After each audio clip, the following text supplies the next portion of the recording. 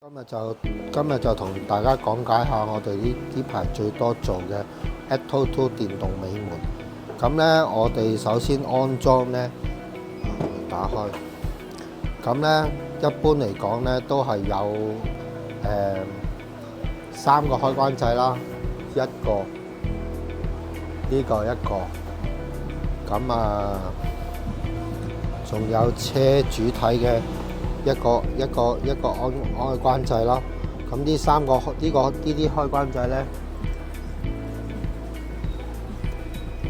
都可以開關到電動尾門嘅。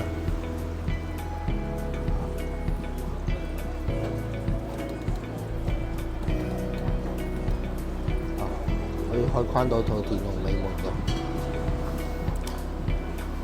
咁我哋再睇翻呢，我哋呢啲位置呢都係無損安裝嘅，可以做到無損安裝，完全唔破壞結構嘅。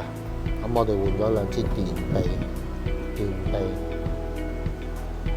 全部無損嘅。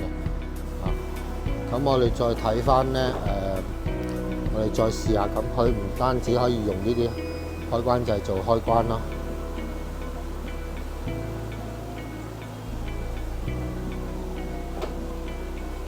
咁佢亦都可以用鎖匙嘅。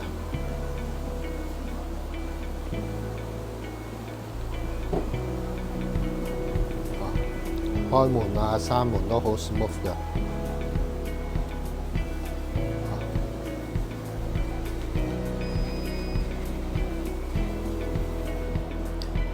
咁其實我哋好多嘅車型咧都會有呢啲電動門安裝嘅，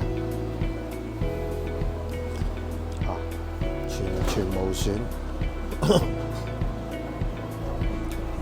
包括車嘅呢個開關掣啦。